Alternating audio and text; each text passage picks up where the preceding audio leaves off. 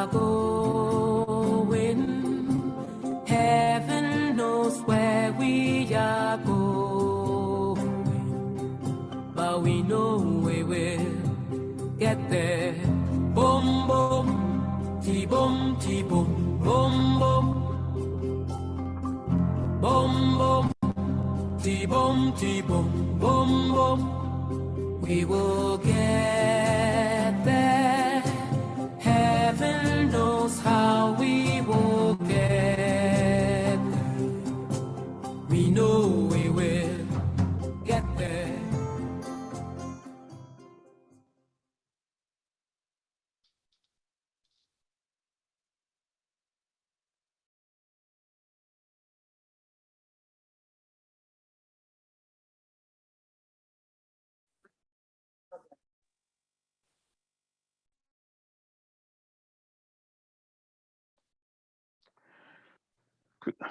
Good morning, good afternoon, good evening, wherever you are joining us across this globe this morning. We welcome you to this third session of the African and African Diaspora Conference. We are glad that you are able to join us, and we trust that our conversation today may continue to contribute to the work of transformation and liberation. As we gather this morning, I'm reminded of a verse from the Psalm where the people of God found themselves in Babylonian exile. And they reached out and they expressed their frustration of being asked to sing the songs of Zion in a strange land. And the response to that request is they hung up their harps and wept. The prophet Bob Marley reminds us that it is our task to liberate ourselves from mental slavery. This conference is aimed at helping us not just to hang up our harps and weep, but this conference is meant to invite us into a space of liberation and hope that will allow us to liberate ourselves from mental slavery. Let us pray. God of life, open our hearts and mind to embrace your liberative grace. Amen. So welcome again. My name is the Reverend Michael Blair.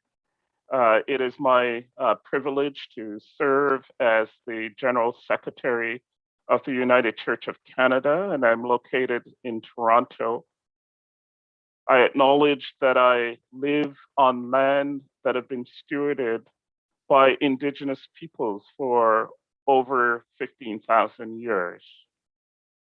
And currently, the place I live in Toronto is the home to many Indigenous nations from across Turtle Island, as Canada is known. And I particularly this morning want to give thanks to the Mississaugas of the Credit, who steward this land in its current context. So I come to you this morning from Toronto. I've had the privilege as well to be a part of the International Planning Committee for this event.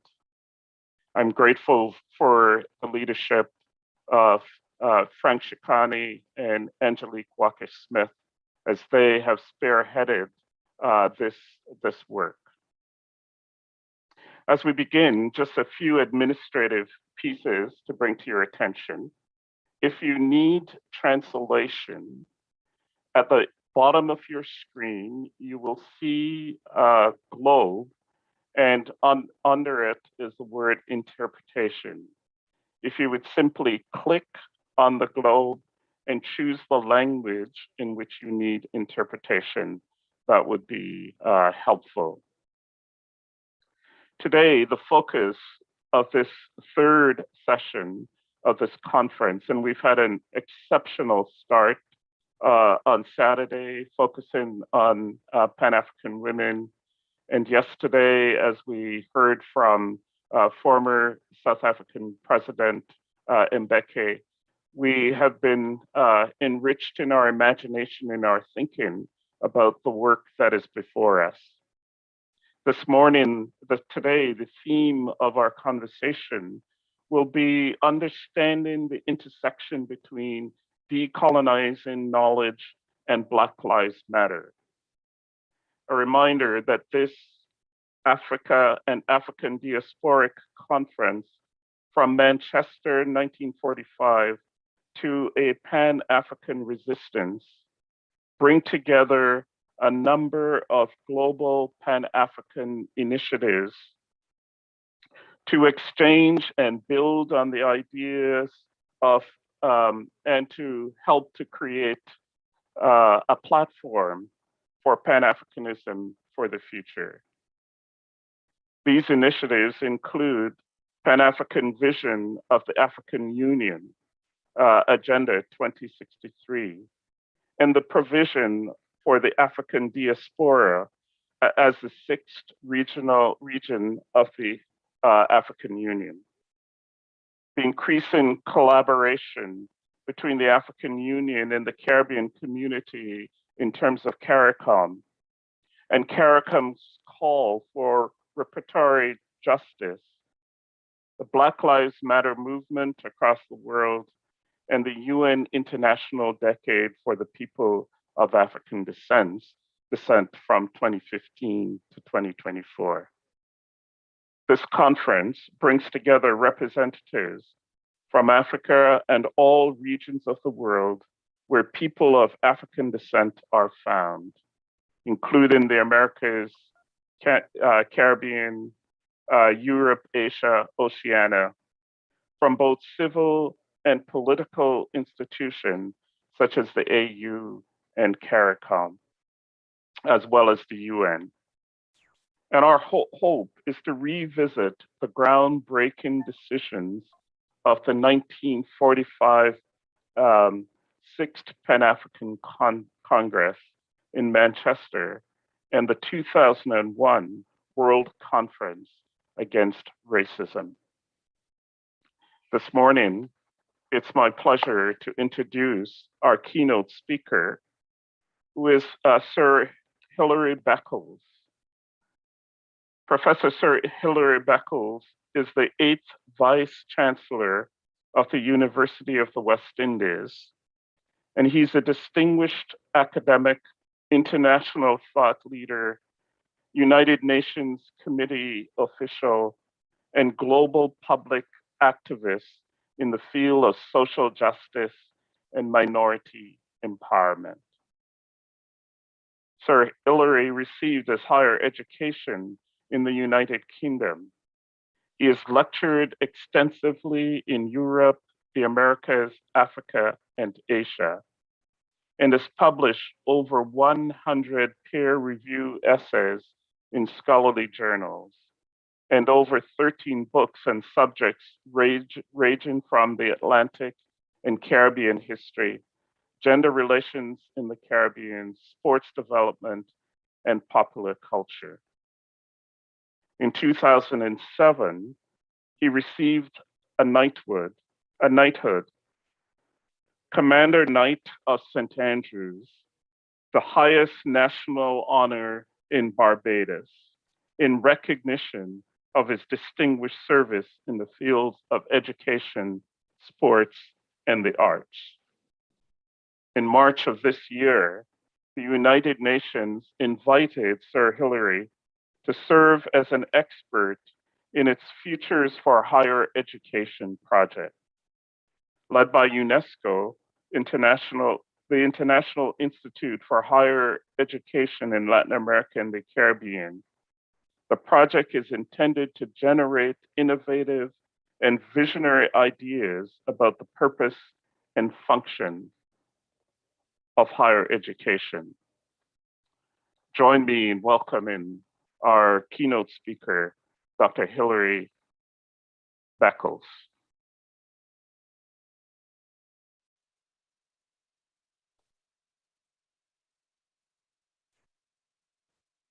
What a tremendous honor it is to join with you in participation in what is clearly one of the most important dialogues facing us today within the global African world.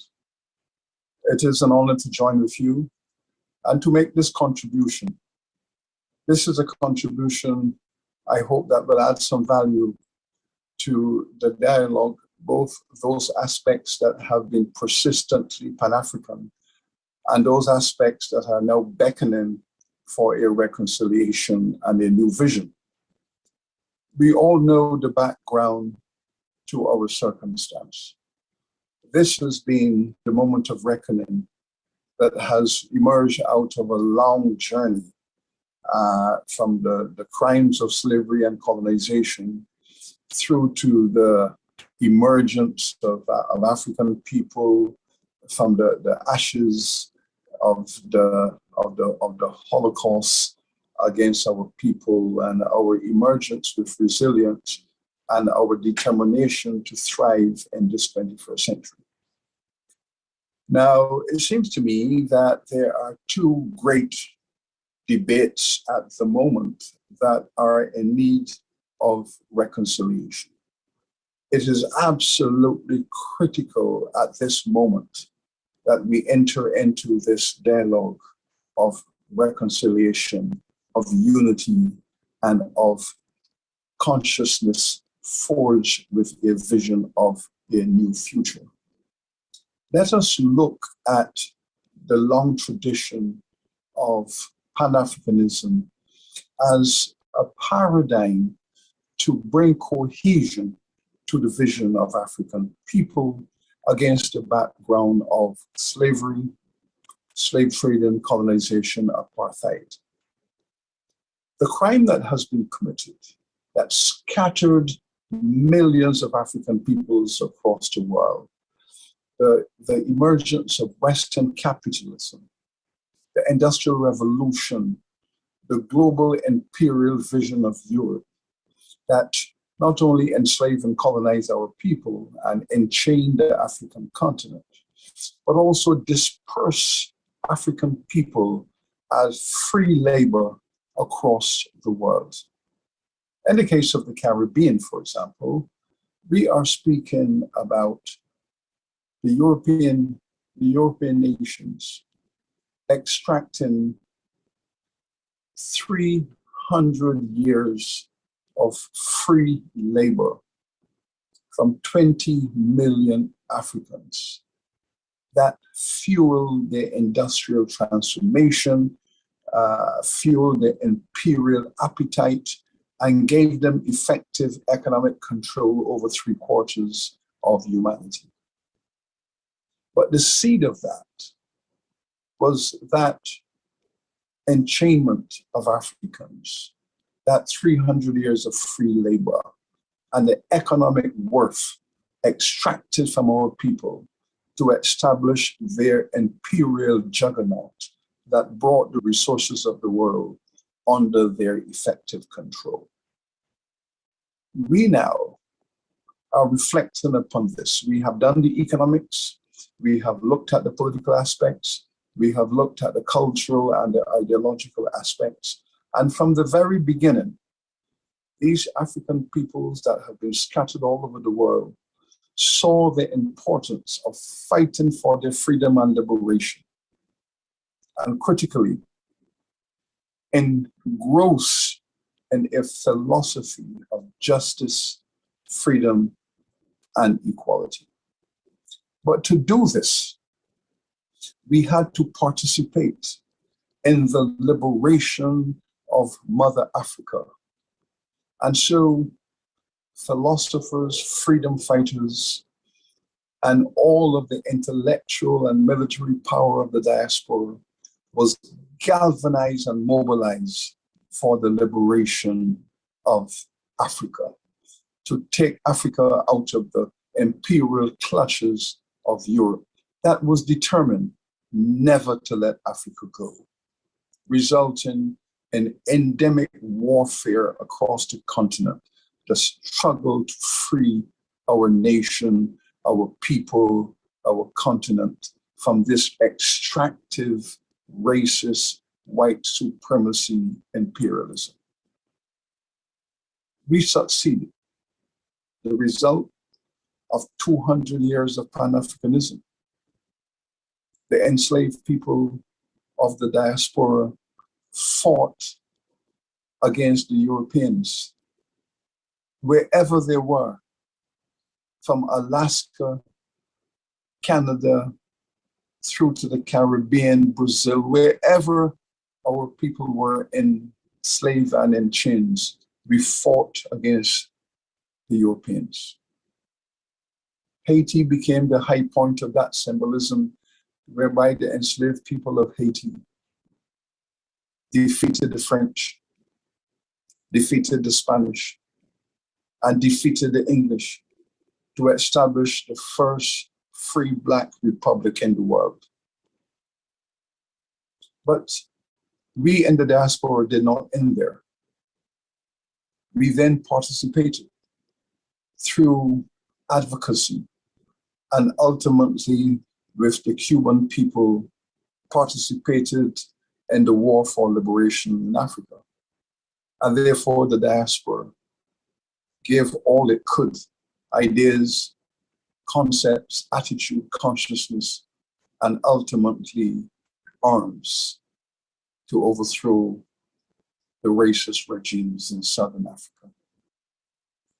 This has been a heroic journey of Pan-Africanism, a magnificent journey of Pan-Africanism, of Africa and its diaspora, struggling for democracy, struggling to uproot evil from the world, struggling to create a new global humanity.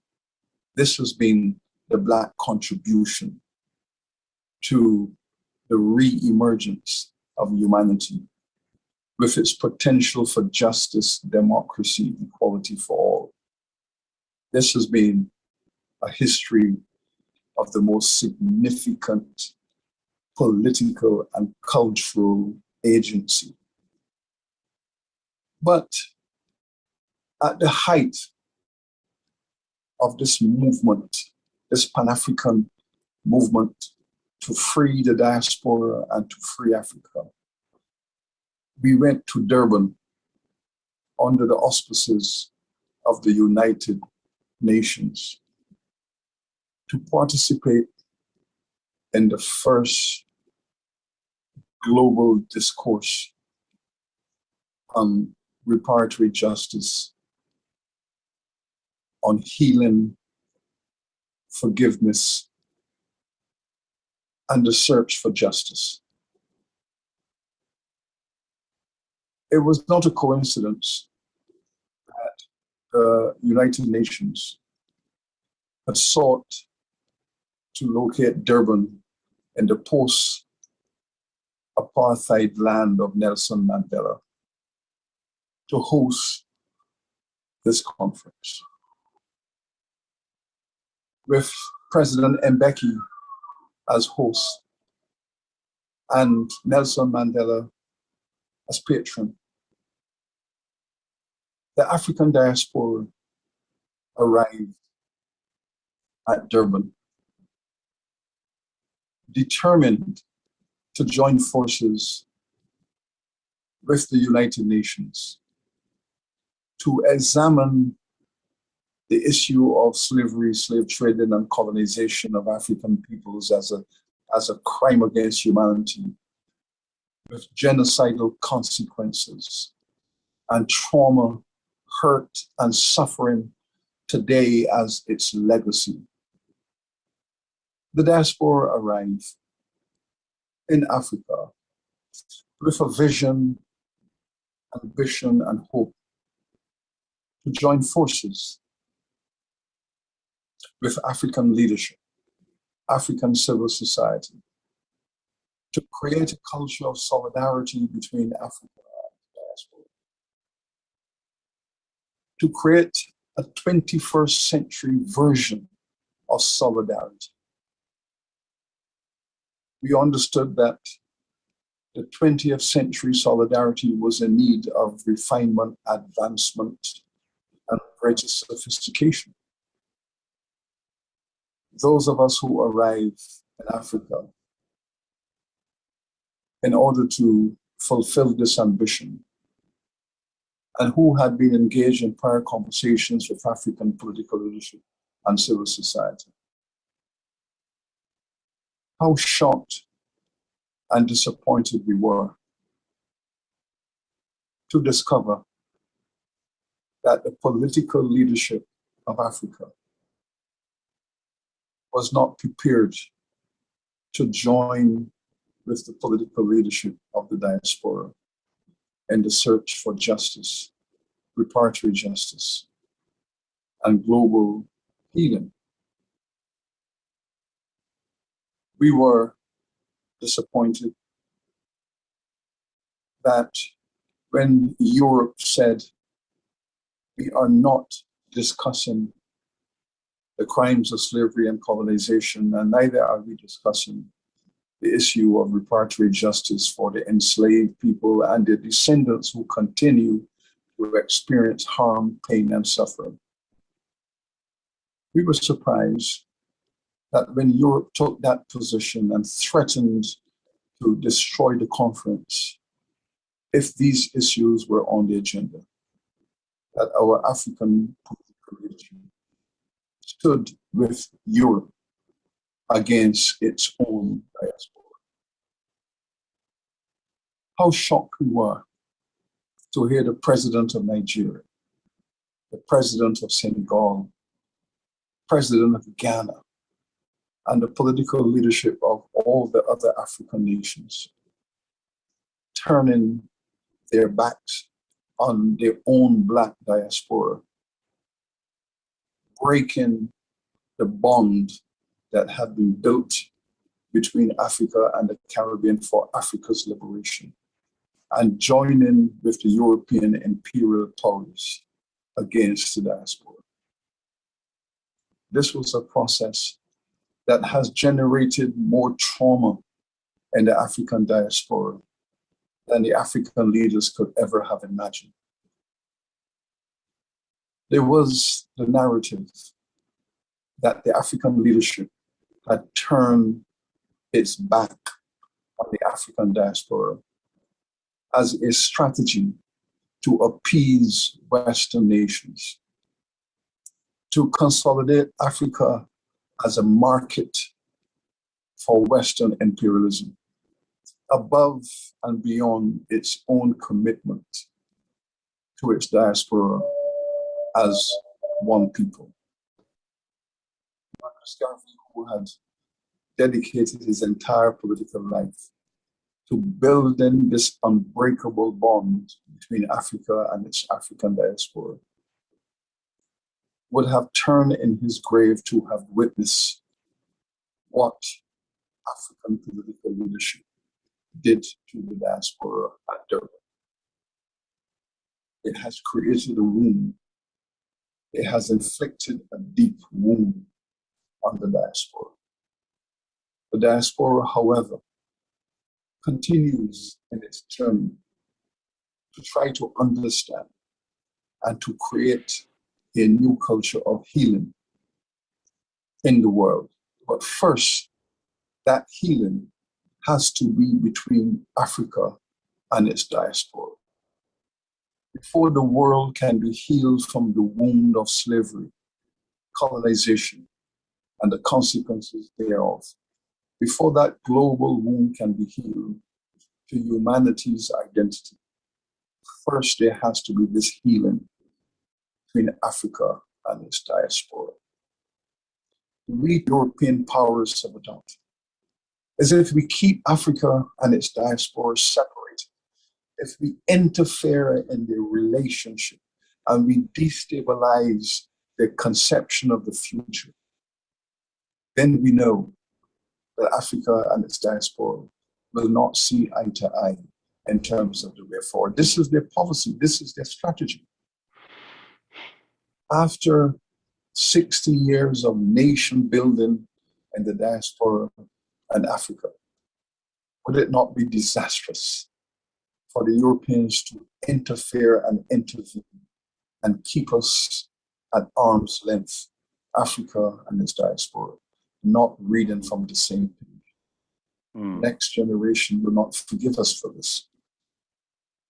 The Caribbean has written to all of the powers of Europe, the old imperial powers and those powers that persist and believe in that Africa is a place where if they cannot get the free labor, they can get cheap resources.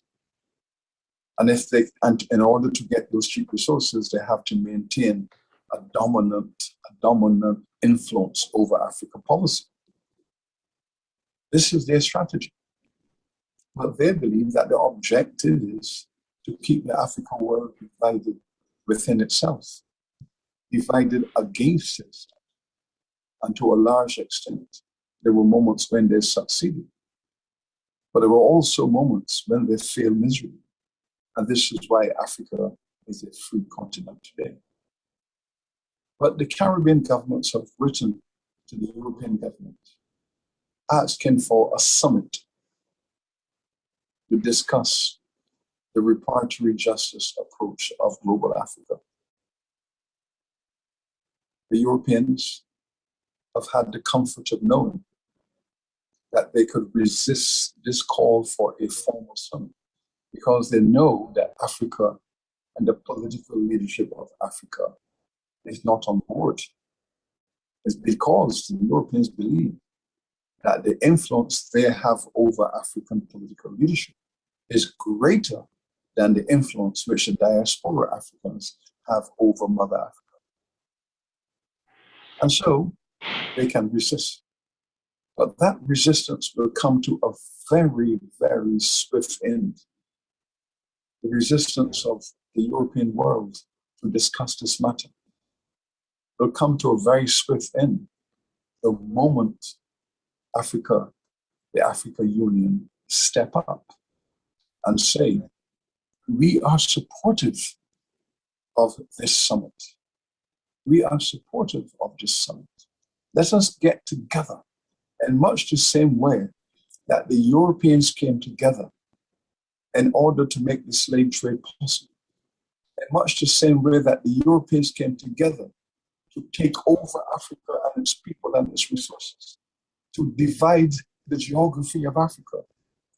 In much the same way that at the Berlin Conference, the Europeans came together and carved out Africa and did with it what they wanted. We, the Africans, now have to come together in the first instance to have our own summit. It is the duty and the responsibility not only of the diaspora, but of the African leadership today. We have a sense of history, and we know that Africa, the African Union, will be rising to fulfill its destiny and its history, for it to host in Africa in 2022 a global summit to bring all of the African organizations together to discuss reparatory justice. We know that this is something we want. Can we not imagine that if one of our countries in Africa, under the auspices of the African Union, hosts a conference, the Global Africa Summit on Reparations, there will be hundreds and thousands of Africans from all over the world coming home to Africa to talk about its future. There will be no greater moment in this first quarter of the 21st century than to see 200,000 Africans from its diaspora and across the continent pouring into Africa to talk about reparatory justice, to speak about development, to speak about global Africa, to speak about the future of all of us. This is what this moment in history is calling for, is what we know. African people have always resisted the slave trade and slavery. They resisted it on the ground in Africa. The historical evidence shows that Africans were fighting back from the moment the Europeans arrived with their ships and their guns and their cannons and their military and their armies to capture our people and take them out of Africa and spread them across the world as free labor. There was African resistance to that. But we all know that wherever there is resistance, there will always be a few people who will be part of that traitorous minority. We always know that. It continues today. There are always one or two leaders in various parts of Africa that join in collaboration. But they were a minority. The majority of African governments and leaders and kings and tribal chiefs and the communities rose up against the slave trade and slavery. Even on their way to the New World, we know, for example, that 25% of all of the slave ships experienced revolts across the Atlantic. They fought on the ships across the Atlantic. And when they arrive in the Americas, they continue that struggle. The history of slavery in the Americas is a history of civil war. It's a history of civil war in all of those societies and colonies where slavery was practiced. There was no generation of Africans, not one. There was no generation of Africans in the Americas that did not rise up in military revolt against slavery. They did it in Africa. They did it on the slave ships in the Middle Passage. And when they arrived in the New World, they fought to the very bitter end.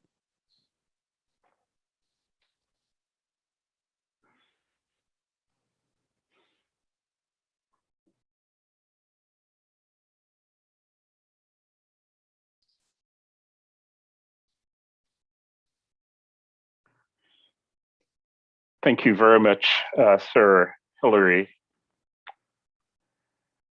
I don't know about you, but I feel like I just need to pause for a minute and to hear again, let those words wash over me.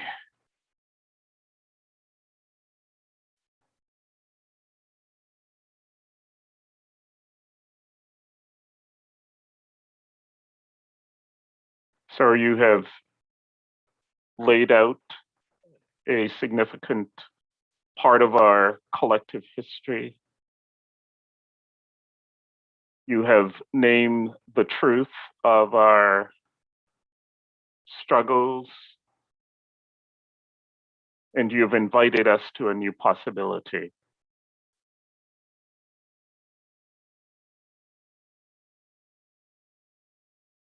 You have made clear to us the need for us to be about the task of liberation and claiming our future. And we thank you. Thank you very much for your presentation to us this morning and for both the truth, painful as it is, and the possibility of a new future. Much gratitude for your leadership in our conference this morning. At the same time, I trust that we recognize that this gathering, although virtual, and the methodology with which this gathering has been shaped in terms of regional conversation, bringing the wisdom and knowledge and the experiences from across the globe. And the fact that this was meant to be a gathering in South Africa, may this be the start of that international gathering of African and its diaspora to move towards and to live into the resistance that this time invites us to. So thank you very much. Just a reminder, folks, that feel free to use the chat for questions or comments that you may want to make. We will harvest the chat as part of our listening and our work going forward. It is my pleasure as well this morning to introduce to you as our second speaker, Dr. Francina Yotani. Dr. Yotani is the senior lecturer at the Theological School in Jayapura, West Papua. She holds a PhD in educational administration and explores various subjects in her research. She also works as a consultant for the partnership desk of the Commission of Justice and Peace and Integrity for Creation at the GKI Synod Office. Through her activism, she speaks in various local, regional, and international arena on anti-racism in Christian perspective.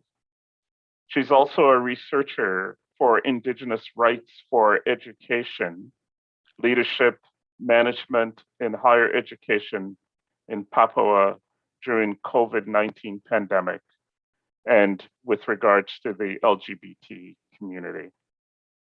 Dr. Yotani, it's a pleasure to have you with us, and I invite you now to speak to us.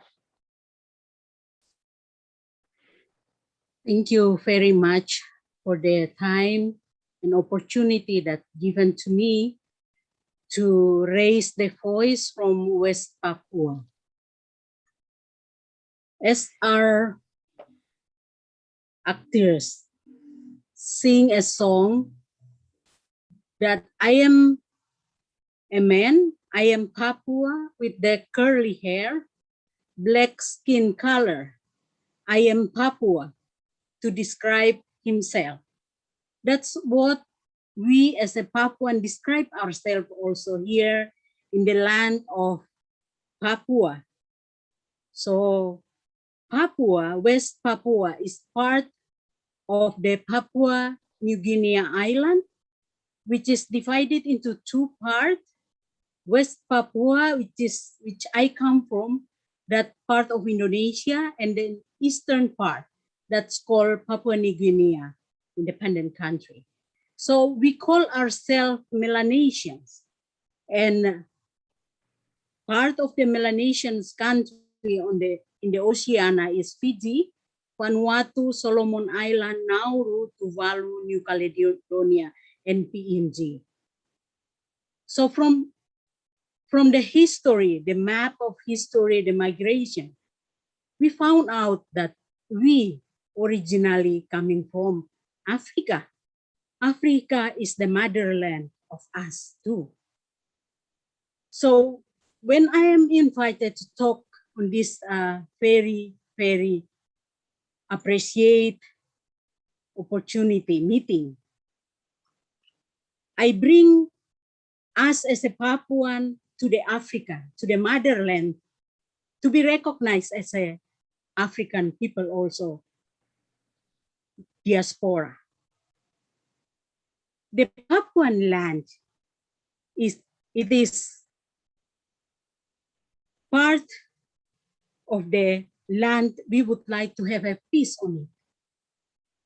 However, what we are find today, it is the land with the conflict. It is started during Cold War, when the geopolitics tension that leads to World War II. West Papua was under Dutch territory at the time. And then without peace of the United Nations, and they are doing act of free choice, one man, one vote.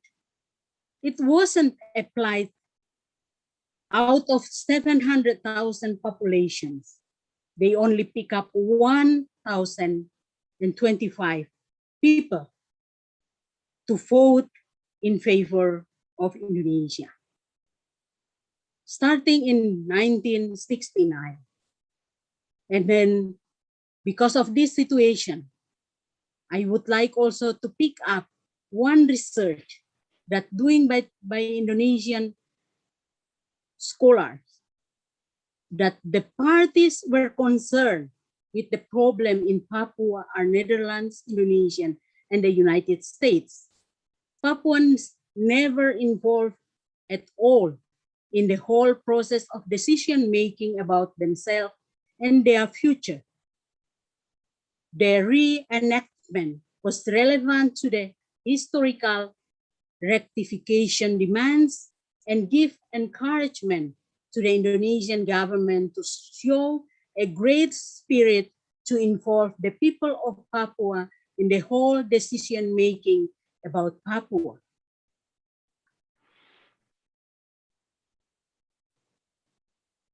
So the issue in Papua is actually about political issue. Now we talk about land of peace versus conflict of interest in this land, that based on the natural resources that the land has, we experience human rights violation, torture, extrajudicial killing, assassination, racial discrimination, colonization, no freedom of expression. There is a political prisoners, heavy human rights violations such as Abepura blood, Was Your Blood, Biak blood, Paniai blood, Wamena blood. This area becomes special military operation area. It is hard to think that human rights exist for Papuan in many aspects of life. Today, we talk also about liberation and healing. Liberation and healing from our concern, anxiety. We could express feeling and pride to the land and to its people. Harmonious life circle where environment is part of our human well-being. Today, Papua is lung of the world after Amazon. We have a triangle of coral reef of the world. How we can preserve the world with this to be a land of the world and the triangle of the coral reef of the world if we are under discrimination, being colonized. We cannot contribute to the world if our life is a Papuan under threat. Papua is one of the places in the world which is close to the international journalists and media. We are hoping that UN High Commissioner of Human Rights could visit this place. Black Lives Matter exists for Papuan today. Thank you very much for the time that given to me to share the voice from Papua. You are our brother and sister. Your pain is our pain. Our pain is yours. Thank you very much.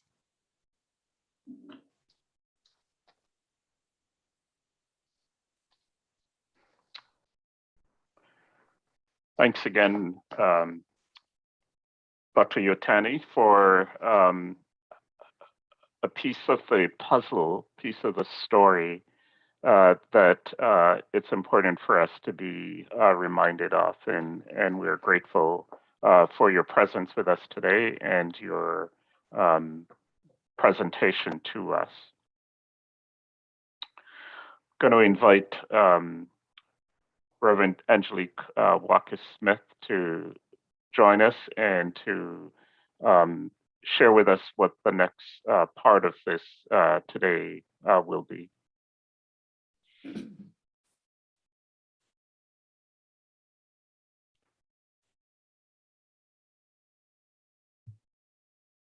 Yes, Reverend Blair, thank you so much. I'm having a bit of a challenge with my camera, not to worry, it will be fixed momentarily, I think. Just one moment, please. Oh, and there I am. Okay. Reverend Blair, thank you so much. And to our keynote speakers, surely, as you stopped and paused, Reverend Blair, this is a time for all of us to pause. We have indeed in this moment expanded the narrative and decolonized the narrative. And that is part of what this conference is all about, is telling our stories, making our voices known as people of Africa and of African descent.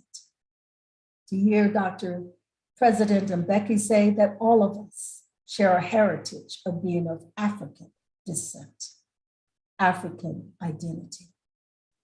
It is so amazingly heartwarming to know that our brothers and sisters in the Pacific share this kinship and affinity with all people of African descent.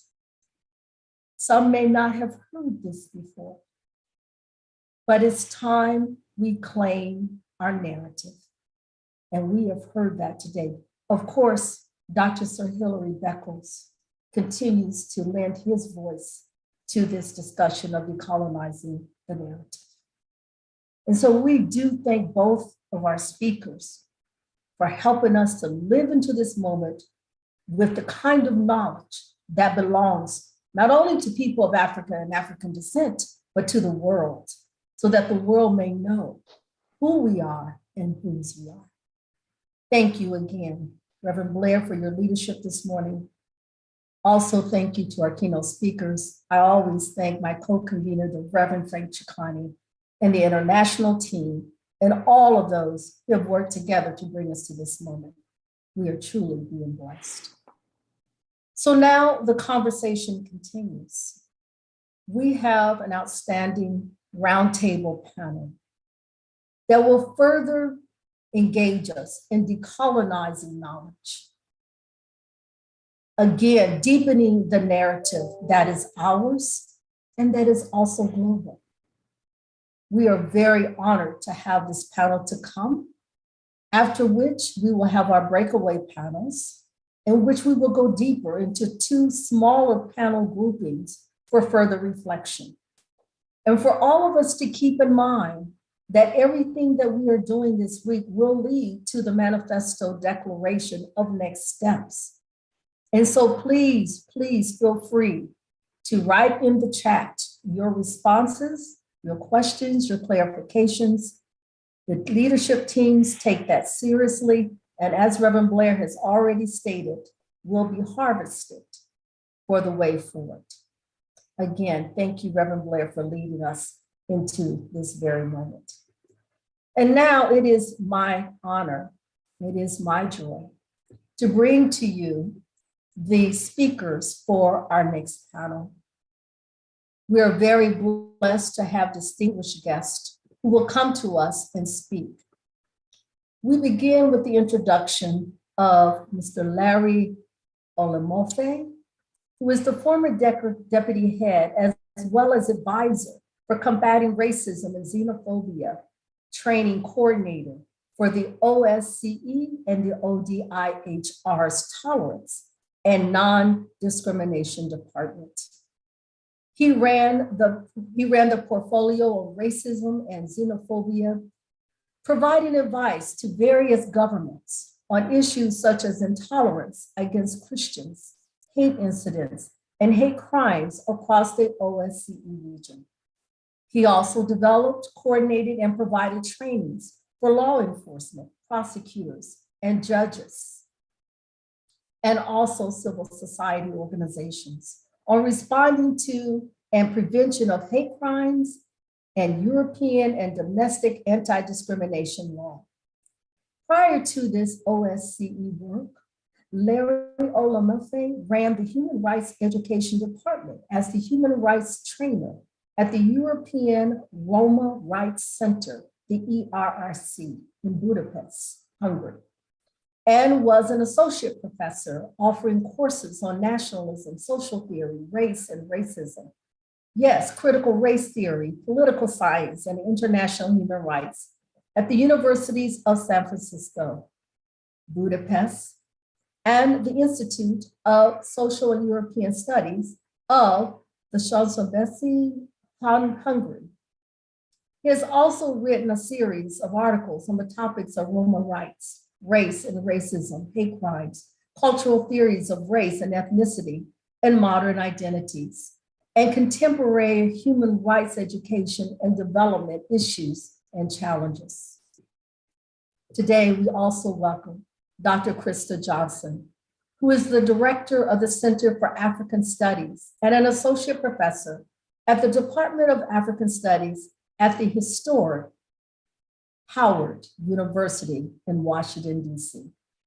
She has lived and traveled extensively throughout Southern Africa.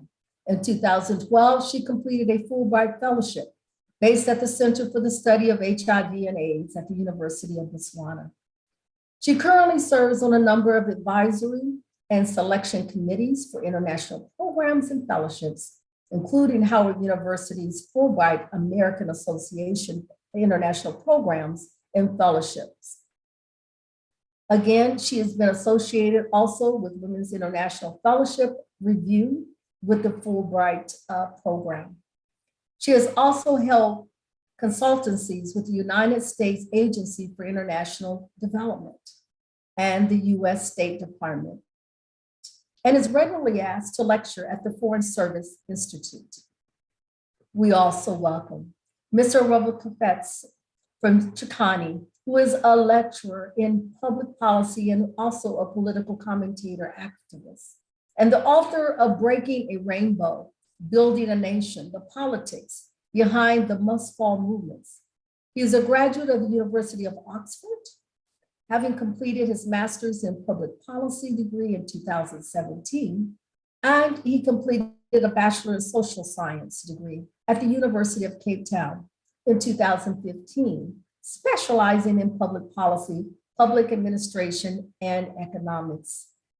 He is a Mandela Rhodes Scholar and Mandela Washington Fellow, a Chevening Scholar, a former Master's Fellow at the Public Affairs Research Institute, one of Mail and Guardian's top 200 young people, 2016, for civil society, and an Obama Africa program leader for 2019. He previously worked as the national president of Inkulu Federhead, a nonpartisan youth organization focused on deepening democracy and enhancing social cohesion in South Africa. He also worked as a strategist at Megatech, an emerging technology consulting firm. I might add, we have the great pleasure of having him on our international and host team of the AAD Manchester Conference, and he has been one of the primary architects of our technology engagement that allows all of us to be here in this moment. We also welcome Professor Pedro Lava Acosta.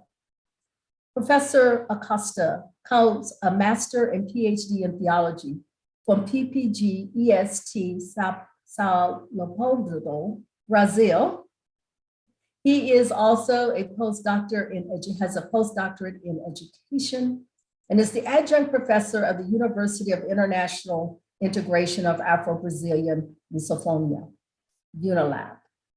He is currently the director of the Institute of Humanities and Letters at UNILAB and the permanent professor of the Masters in African History, Indigenous Peoples, and Black Cultures at the State University of Bahia. He has also written several articles in scientific journals in Brazil abroad, and 3 books on the themes of African history and the Afro-Negro theological thought, as well as several book chapters. Dear friends, we are so honored to have such distinguished guests today to speak to us on this roundtable. It is now my joy to invite them to come and to speak in their own way for about 10 minutes each, And then we will have some Q&A as well. Let us begin with Dr. Christa Johnson, and then I will introduce the next speaker who will follow her. Dr. Johnson, the floor is yours. Thank you for joining us.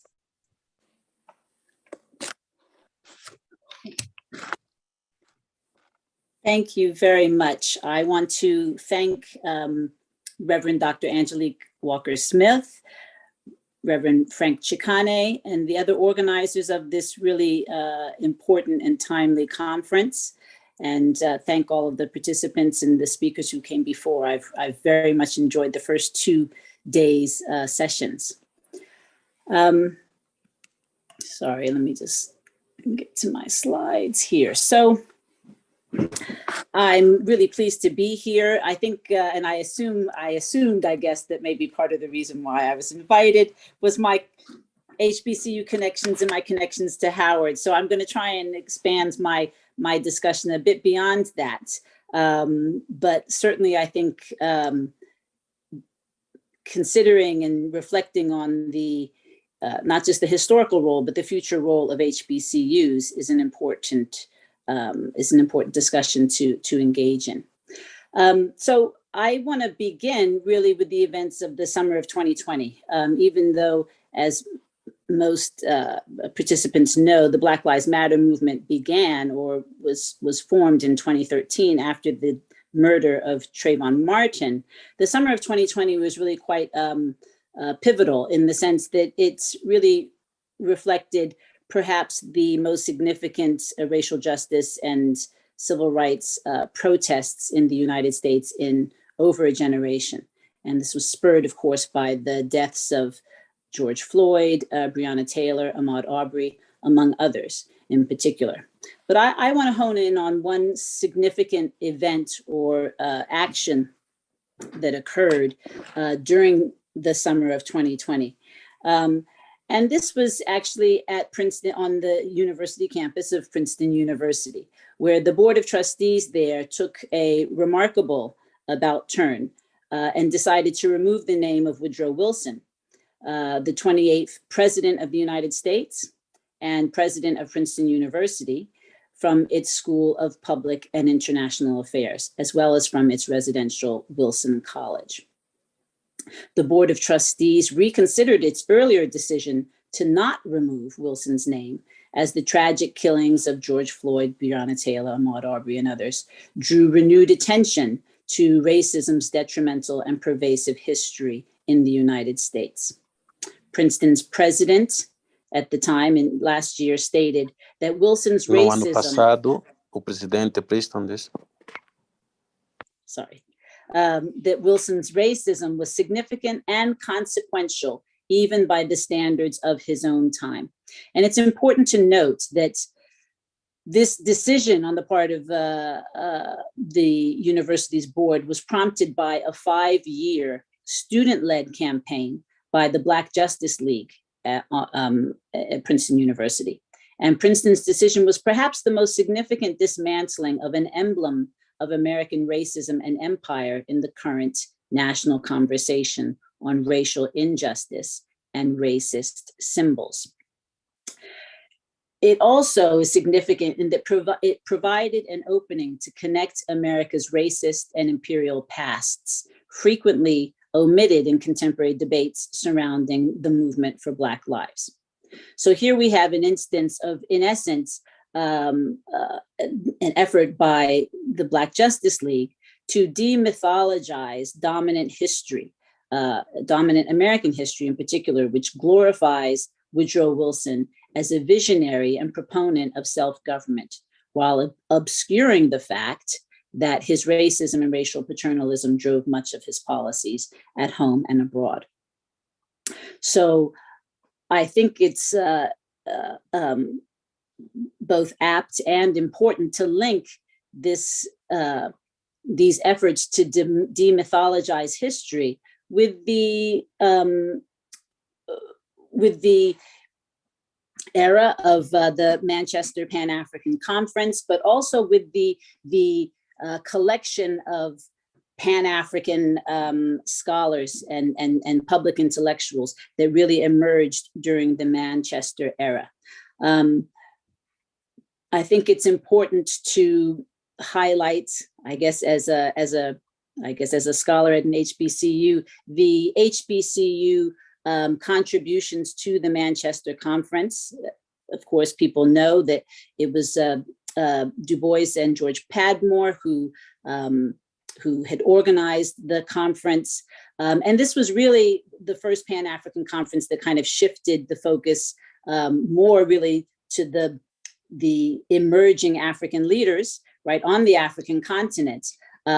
And there were some interesting and significant shifts that were represented by this conference. But I would say that the HBCU connections, I think, are important to just highlight.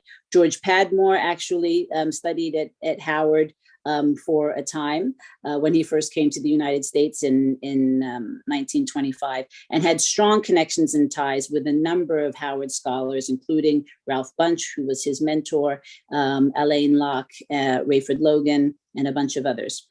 Of course, Du Bois was the founder of the Atlanta School of Sociology, but also a frequent participant and not just visitor, but really resident at Howard University as well during this time. Also, of the three future African leaders that attended the Pan-African Conference, both Hastings Banda and Kwame Nkrumah were graduates of HBCUs. So the connections there, of course, are very strong. But what's also, of course, important is to recognize the importance of Black intellectuals' creation of really a Black counter-public sphere, and how activism and intellectual scholarship at this time were seen to go very much hand in hand. And we see this not just in the work of Du Bois, but in the work of countless others, C.L.R. James, George Padmore, Eric Williams, Rayford Logan, Alain Locke, Merce Tate, the list goes on. So I think just to stick with my theme of HBCUs for just a quick moment here, what's significant as well about the HBCU connection is that there were a number of conferences and events that took place, particularly on Howard's campus in the run-up to the Manchester Conference, which really kind of foregrounded and really, I think, began the conversations around some of the theoretical and intellectual debates that found themselves into the kind of final paper or the final proposals that emerged from the Manchester Conference.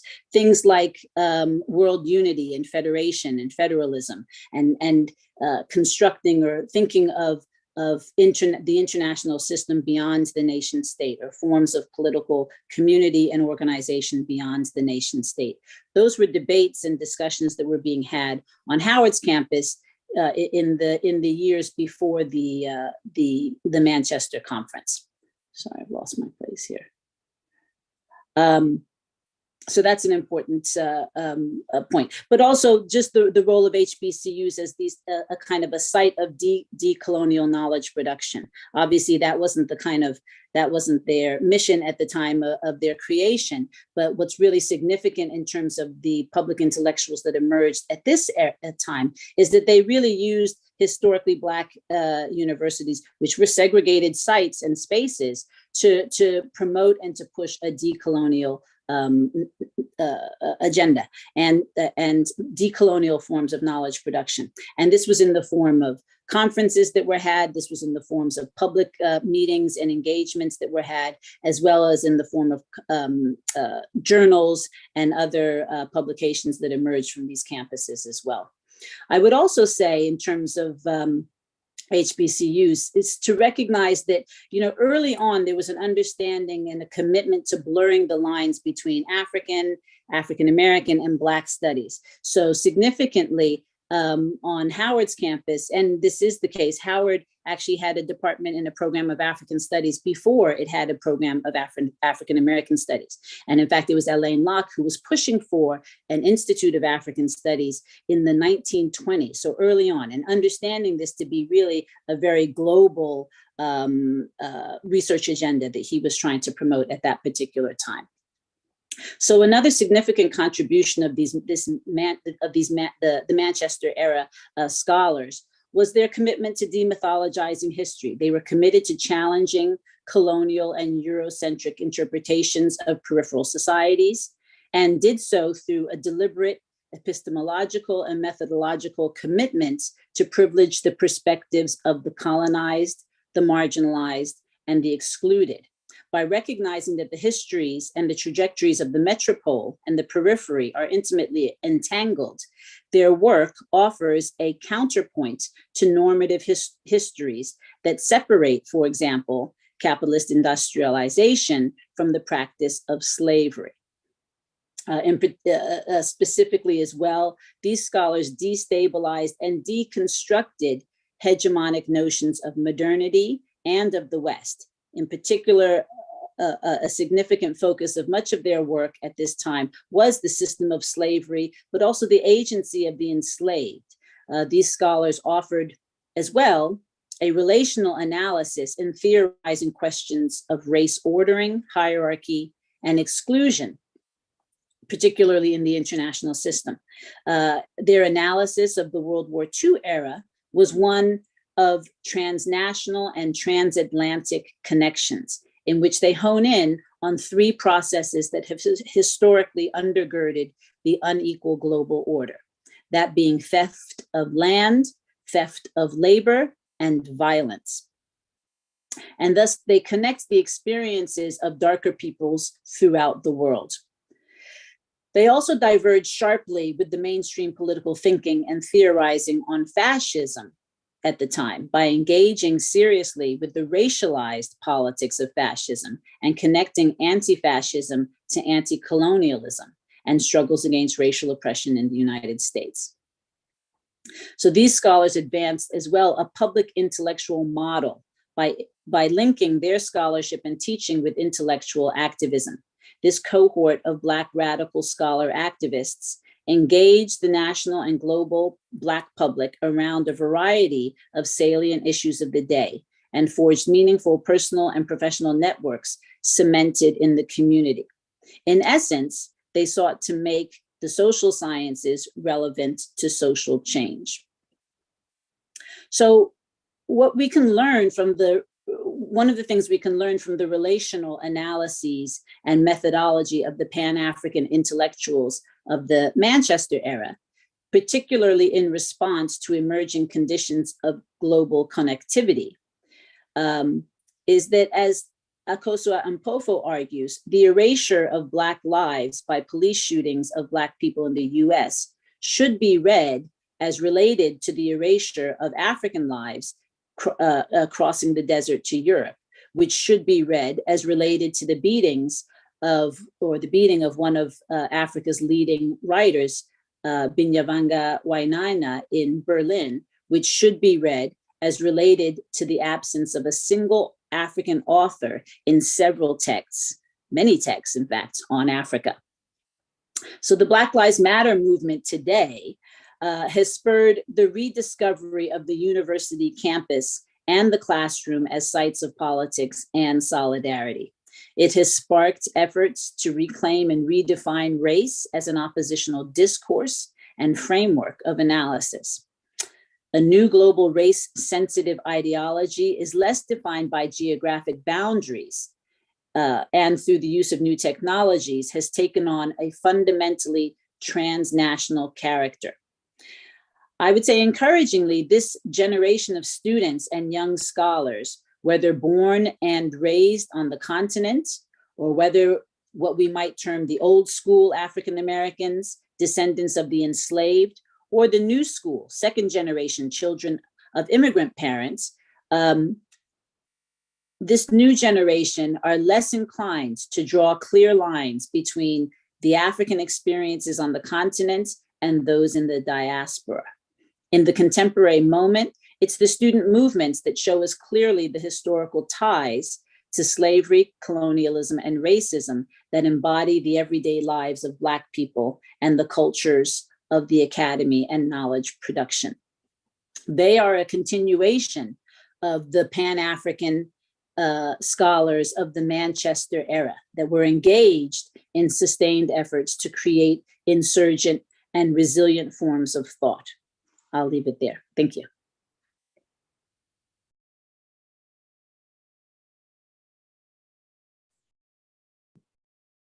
Yes, thank you so much, Dr. Johnson, for those very important insights that definitely clarify the narrative and the history relative to Manchester and even today, and particularly the role of HBCUs, historic Black colleges and universities, relative to the preparatory periods, relative to leadership in the Pan-African space.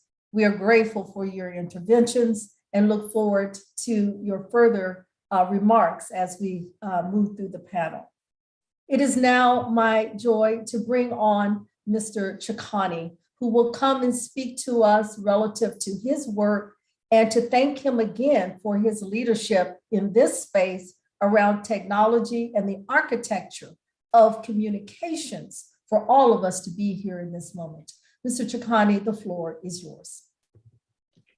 Thank you so much, Reverend Dr. Walker-Smith.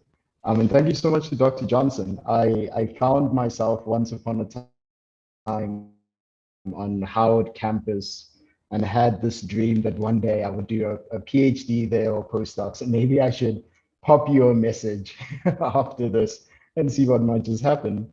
But as I was reflecting on what I would talk about today, and I thought maybe I could go deep into my research, maybe I could expand on like this painstaking hours that I spend pretty much every day. I'm trying to unlock certain questions around how do you turn this notion of decolonization, how do you turn this notion of decolonizing knowledge into a form of public policy instruments? The idea of how do you walk into the president's office, and if the president asks you, how do we decolonize this country? You then come up and you say, these are the activities that you would have to embark on. But I thought before I get there, there's a lot of important points that I thought would be good to share with everyone in the room. And just so I prepare everyone, I'm quite provocative at times because I do want to push people to think differently about these questions. So when I was reflecting on this session, the first thought that came to my mind was my experiences of being a young Black male in South Africa. But not just that experience, but the idea of what does it feel like, right? The euphoria of learning how to express your own existence, right? The idea of truly acknowledging that you exist in this world and you matter in this world. Not because someone else has told you that we care about you, not because your family has told you or anyone else, but because you have come to that firm realization that you are important and you exist in this world. And why I bring that point up is that in South Africa, for many of you who don't know, there was this student movement that started in 2015 called Rhodes Must Fall. Now, I was based at the University of Cape Town. The University of Cape Town was primarily a white institution, primarily with white students. And you had Black students on campus who were the minority on campus. Now, in other parts of the world, that might be okay and normalized, but in South Africa, it's a bizarre situation. But it happens a lot of the time, where public spaces, educational spaces, you find that often the Black majority ends up as the minority within these elite spaces. And you could always feel this tension erupting. You could always feel this tension of how do we exist in a space that doesn't want us to exist in our full expression of ourselves? And out of that energy, out of that frustration, you have this movement called Rhodes Must Fall.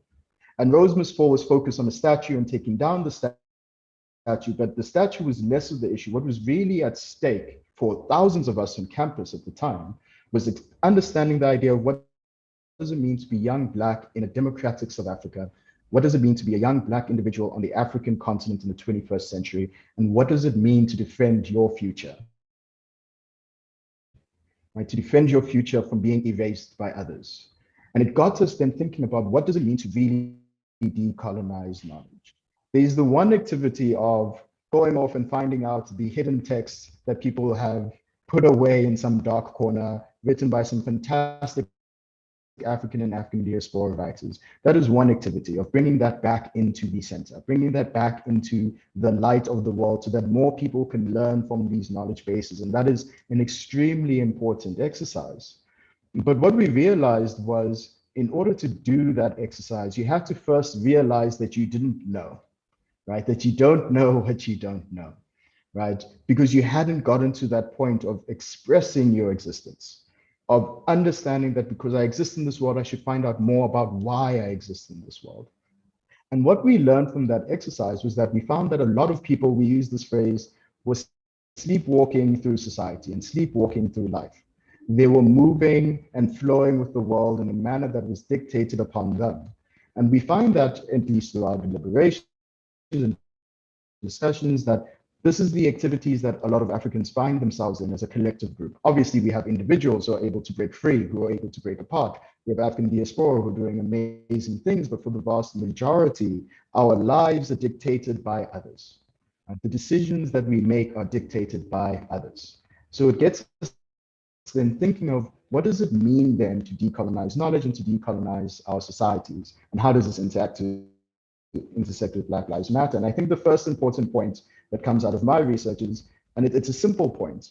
And the first one is simply having a decolonized mind, right? Simply being aware that the world in which you observe, the world that you see, the world that you live in is hidden, right? Or there's certain aspects of it is hidden. Simply realizing that and decolonizing your mind the way that Ngugi wa Thiong'o would describe does not necessarily translate to a society that is decolonized, right? So you could have thousands of people walking the planet believing that they've decolonized their mind, but that activity doesn't necessarily generate into a decolonized society. And the opposite holds true, right? That you could have a society, a nation, a state that formally liberates itself, right? We saw the wave of decolonization from the 1950s to the 1970s that swept across the African continent. And what we found was, even though these countries were able to say we are able to self-determine, it did not translate into them being decolonized as a society. Achieving this idea that you're no longer a colonial state and having the ability to dictate your laws and have democracy does not mean that you're free. And we now have enough evidence to show that that is not the case, that we're constantly fighting to dictate and express our existence as people on the continent, as people of the African diaspora. So it got us thinking then at that point, at least me, around how decolonizing can be then manifested within society. And when I thought about that, it then brought us to this question of Black Lives Matter and how these ideas intersect. And I've had an interesting experience with Black Lives Matter. And it speaks to some of the challenges that we have with Pan-Africanism, that often Pan-Africanism can have, even within it, dominant thoughts of what a Pan-African or what a Black life is. And that because of Western capitalism, because of the way that media is represented in our society, certain forms of Blackness are often privileged over other forms of Blackness. And it's very subtle. Right? It is very subtle, or sometimes it is in your face. And we faced that challenge last year at the beginning of COVID-19, just as the protests were erupting in the United States after the killing of George Floyd. We then had an incident in this country where, because of COVID-19 and the lockdown, the military killed an innocent man who was in his home, Collins Shaba. And the question that was posed to society was, why is it that the focus around Black Lives Matter became centered around the death of George Floyd within the South African continent, and not centered on the death of Collins Shaba, right? This idea that the military can come into your home and kill you and nothing gets done about it. And it poses an interesting dilemma that we face as everyone in this room of how do we come together with our vastly different experiences, yet extremely similar experiences of what it means to be Black in our society.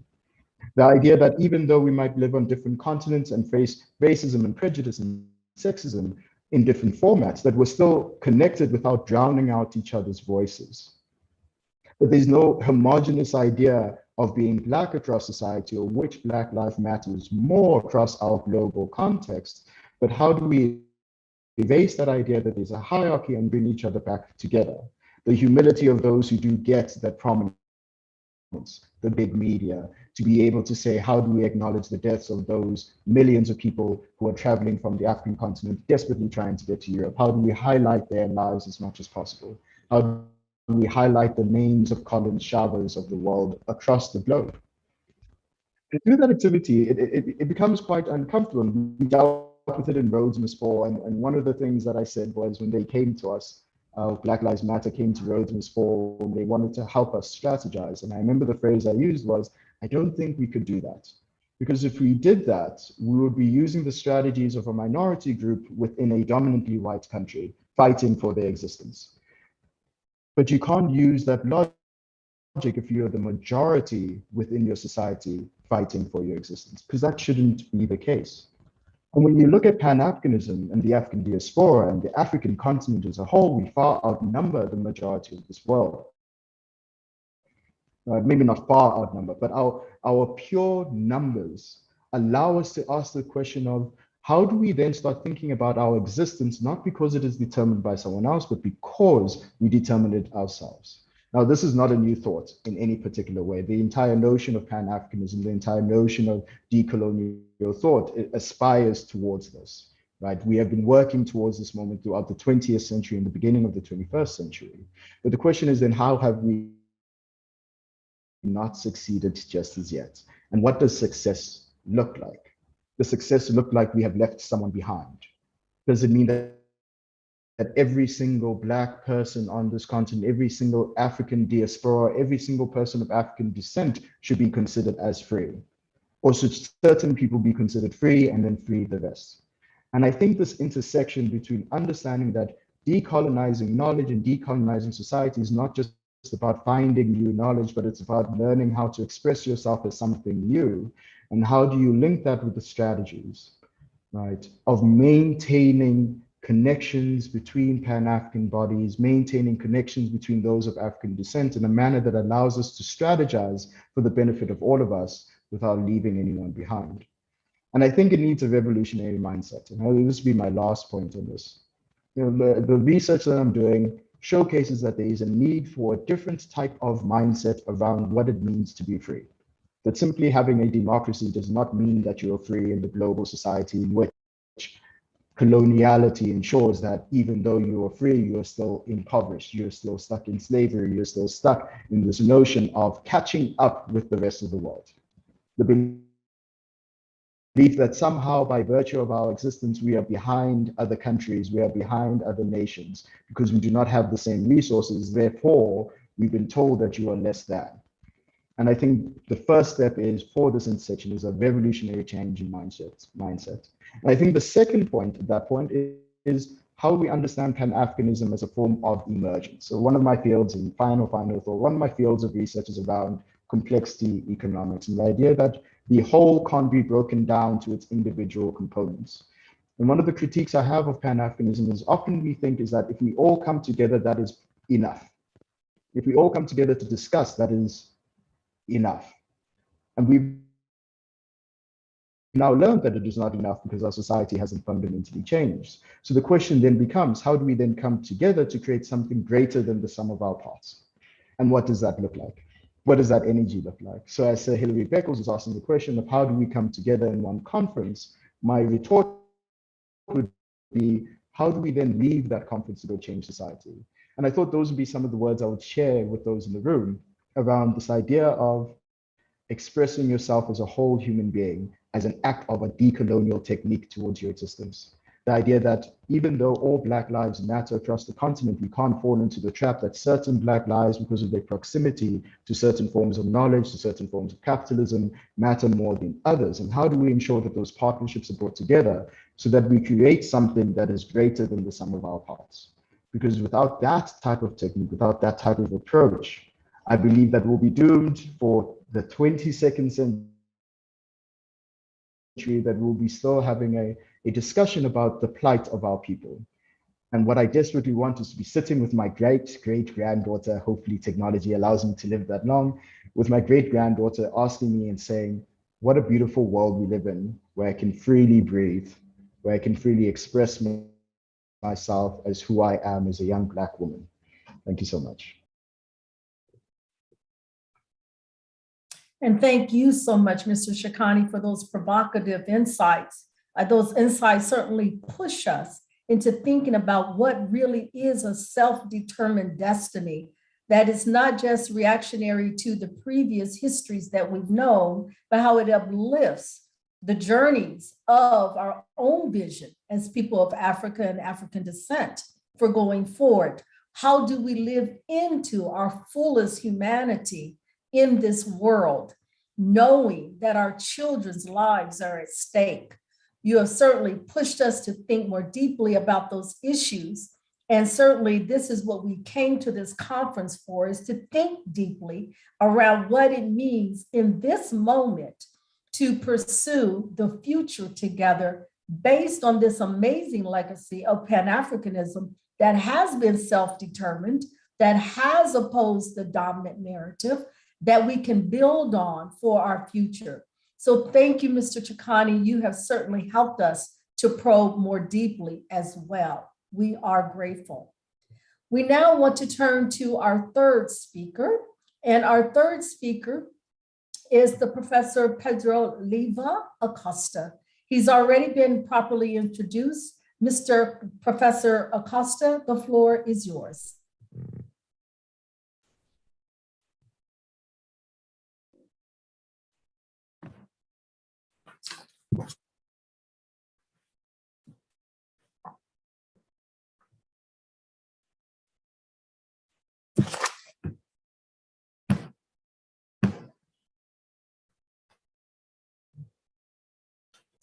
Bom dia a todos e todas, boa noite.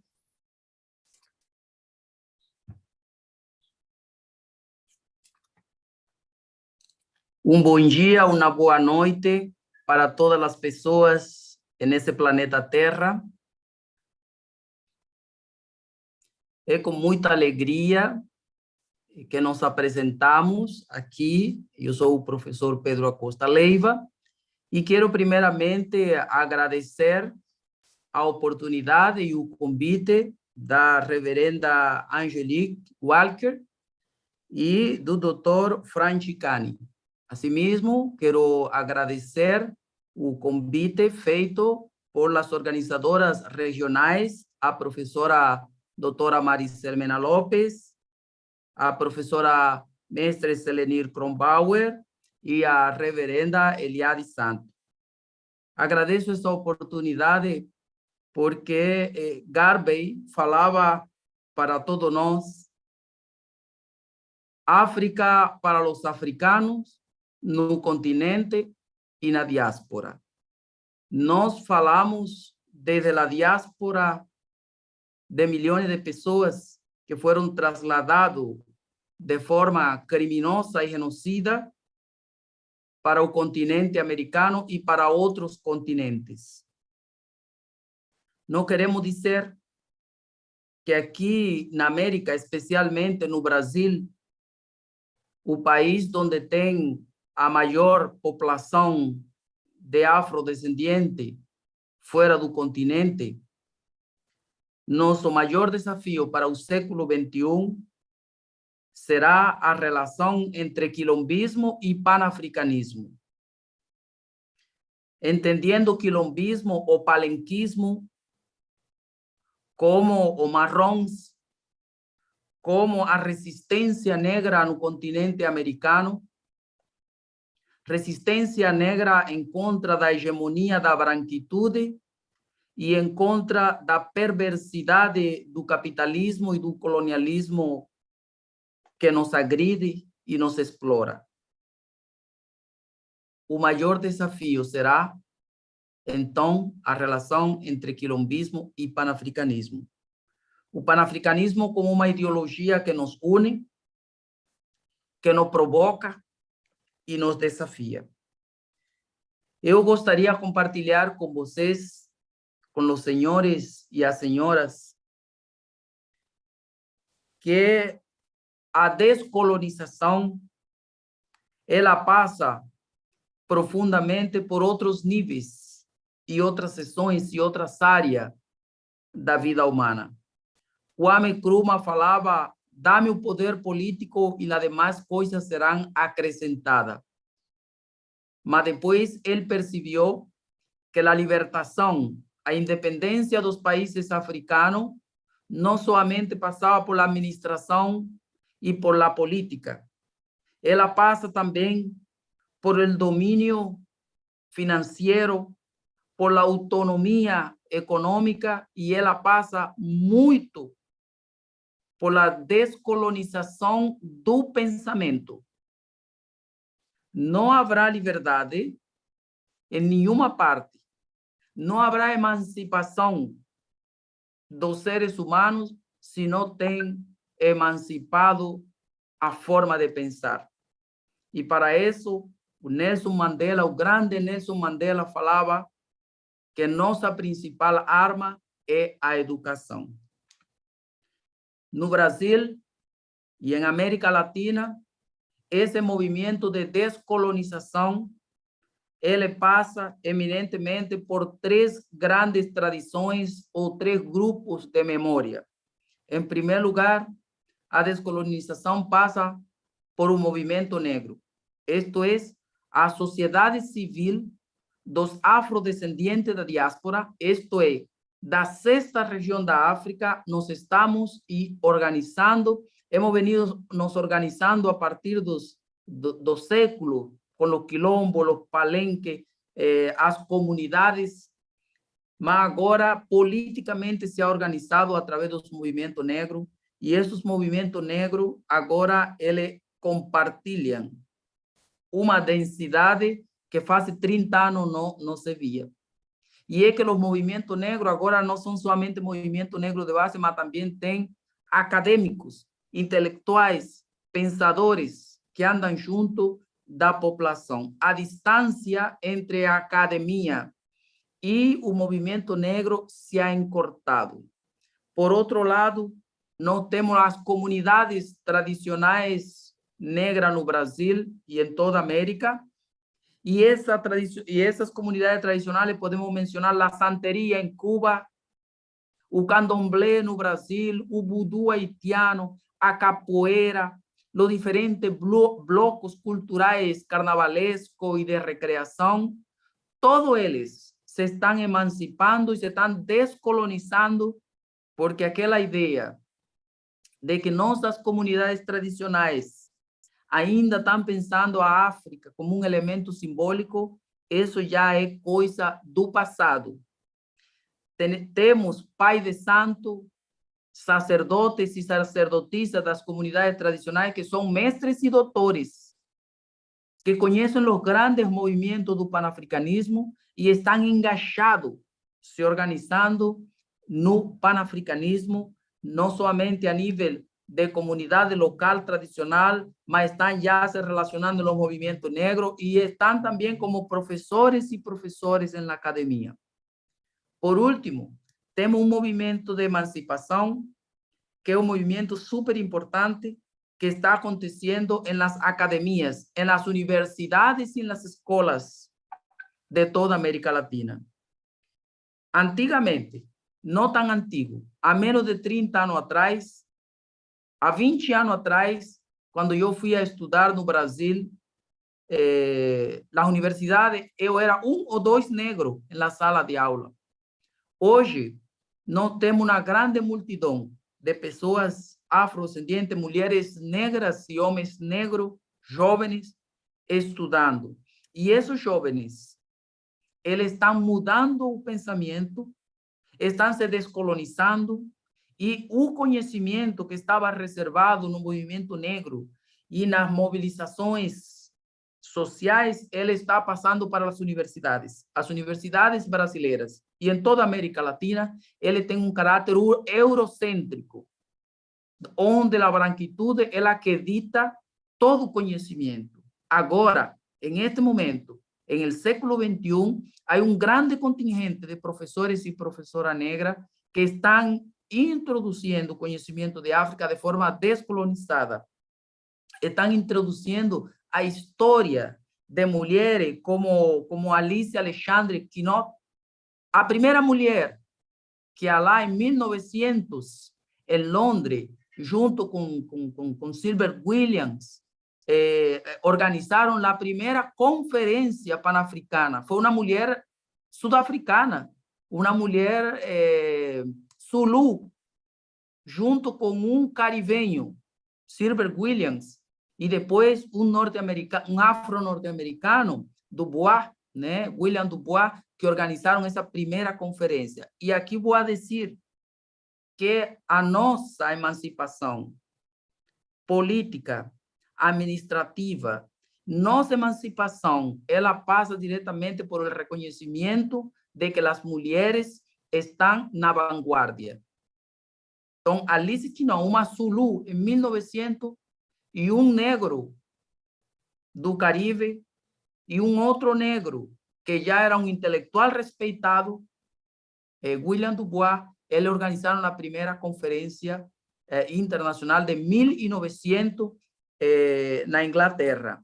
Nós temos um movimento muito forte no Brasil de reorganização nas academias, os intelectuais negros, e não só intelectuais negros. Eu trabalho em uma universidade que congrega estudantes e professores brasileiros de várias partes do Brasil, mas também dos países da CPLP, dos países africanos de língua oficial portuguesa. Eles estão estudando em uma universidade chamada Unilab, aqui na Bahia, que é o lugar onde está a maior quantidade de afro-brasileiros concentrado. Então, a academia brasileira é um elemento fundamental para que exista uma relação entre a resistência negra, que a gente pode chamar de quilombismo, e o panafricanismo. Enquanto existir uma mulher, um homem negro, fora da academia, sendo morto, como no Brasil, 27.000 jovens negros morrem por ano no Brasil. Cada ano, cada 12 meses, morrem 27.000 jovens que podiam estar estudando nas universidades e emancipando-se e participando da construção de uma sociedade mais justa, de uma sociedade, como se fala no Fórum Social Mundial, um outro mundo é possível. Mas a gente sempre repite, um outro mundo é possível se os africanos e africanas do continente e os africanos e africanos da diáspora, porque nós na diáspora somos a 6ª região da África, reconhecido por cada um de nós e também por a União Africana. Nós precisamos, sim, trabalhar junto em las academias, em los movimentos sociais e em las comunidades tradicionais, sejam eles candomblé, santeria, igrejas negras, em várias partes do continente americano e outras partes do mundo onde os negros estamos. É necessário que a gente se junte e saiba que as mulheres como Alice Quinot, Zulu, que organizou a primeira conferência pan-africana, e Amy Garvey, a mulher que estava na base da organização da Conferência de Manchester, porque não haverá emancipação. Já Amílcar Cabral falava, e Eduardo Mongelani falava, não haverá emancipação para o homem e a mulher negra até que a mulher negra africana, a mulher negra na diáspora, seja emancipada. Então, nossa força depende, sim, da academia, dos movimentos negros, mas depende especialmente da emancipação da mulher. Então, eu deixo aqui meus comentários e estou aberto ao diálogo e a perguntas, porque me parece que estamos em um momento de construção de nossa própria história e a articulação que nos han negado, a articulação que nos han negado dos povos da diáspora com os povos do continente africano. Muito obrigado.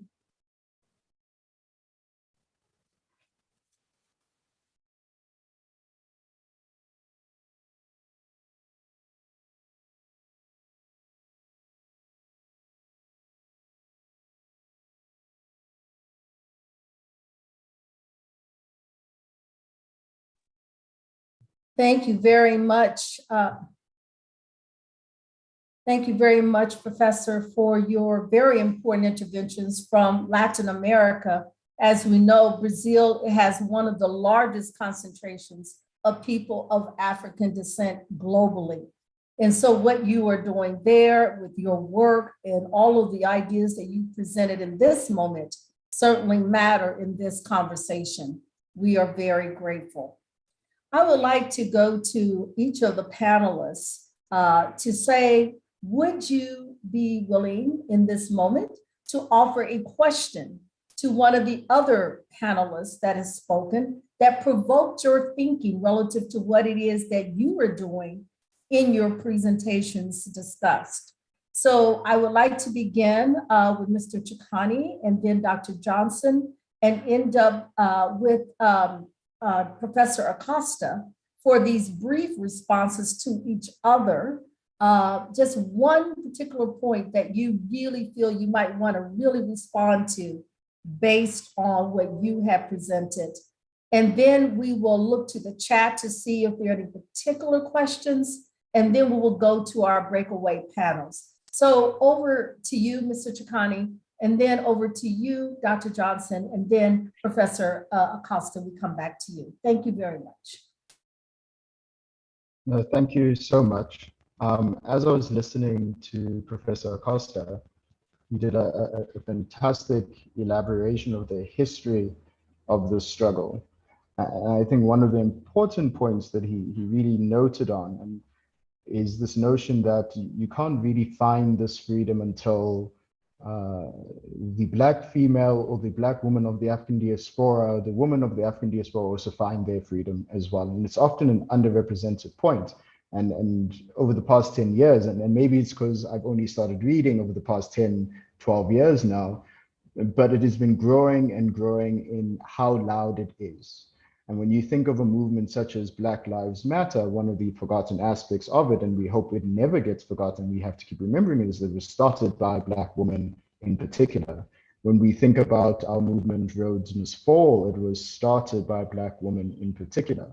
And often the problem that we face is that the men of movements often take up a lot of the space. This is a lesson that I learned 5 years ago when I was kicked out of a room because I was taking up too much space, right? So the question that I would have for Professor Acosta when he eventually responds is this idea of how do we stop that history repeating itself of males taking up a space or of men taking up the space, especially those who stand in solidarity for the Pan-Africanist beliefs that we have in the future. And maybe Dr. Johnson could also answer that as well. That would be the question I would have for Pedro, for Professor Acosta, and as one of my final remarks.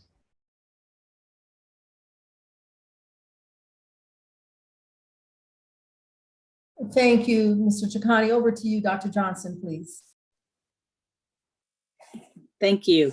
Well, I was actually going to ask, I guess maybe a bit of a similar question in terms of actually asking, I was going to ask it of Mr. Chikane in terms of maybe elaborating a bit on the role of Black women in particular in terms of the kind of, I guess, conscientization, but also just, you know, kind of the construction of really kind of a new Pan-African, you know, kind of consciousness, right, in the moment that we are in today and kind of their role in that. So, but my second question then would be, and I guess this is perhaps to both as well, is the challenge of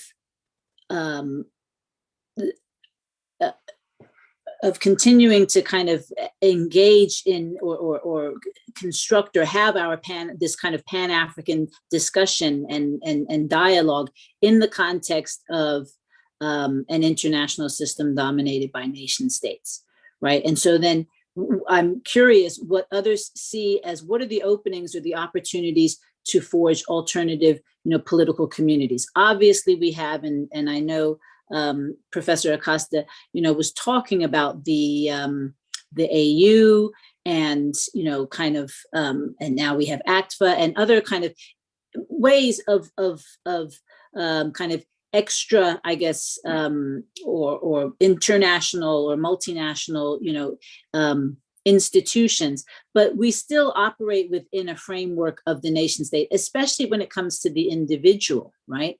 And so, especially when it comes to the individual claiming certain rights and certain protections. So how do we, it's all well and good for us to come together and say, we're all of African descent, kumbaya, I embrace that culture, I embrace that heritage, I embrace that legacy. But, when it comes to, okay, from whom or to what body or to what grouping or to what identity am I going to claim my citizenship rights? Am I going to claim, any number of rights and responsibilities for that matter? We still do that within a nation state framework. And how do you overcome that? Because isn't that surely always going to be the kind of, we can go so far, but only so far unless we kind of figure out how to address that. Thank you.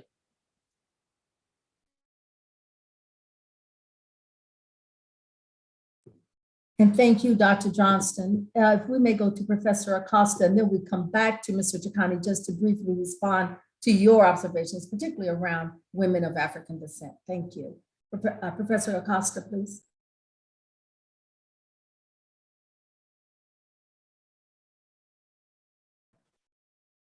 Sim, muito obrigado por los comentários, muito obrigado também por as perguntas. São perguntas super importantes, porque o que os homens, especialmente os homens pretos, podemos fazer com relação a sair do discurso da promoção à mulher negra, à mulher africana, para ir para a prática. Bom, dois elementos fundamentais a gente está fazendo. O primeiro, necessitamos de uma justiça histórica, ou uma justiça historiográfica. Existe no panafricanismo, e nos homens que falam do panafricanismo, existe uma grande injustiça contra as mulheres. Quando se fala do movimento panafricanista, geralmente se fala em termos patriarcais e machistas, mas é uma injustiça dos historiadores, não do movimento panafricano. Se a gente vai à primeira conferência de 1900, a gente vê ali uma mulher Zulu, sul-africana, que é a principal organizadora do movimento e da conferência.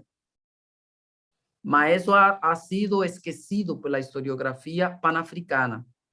Quando a gente vai ao movimento garveyista, esquecemos de Henrietta Victon Davis, de Amy Garvey,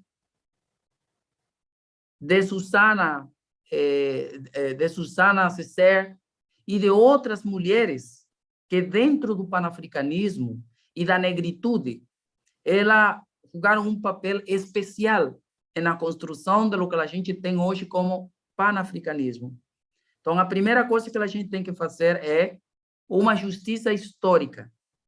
Precisamos continuar pensando em Du Bois, em Marcus Garvey, em Silver William, mas a gente precisa pensar nas mulheres que estavam junto. Essa é a primeira imagem do panafricanismo que nós precisamos rever. Não continuar repetindo as injustiças históricas dos historiadores do panafricanismo. Em segundo lugar, eu fico muito feliz, porque aqui em América Latina,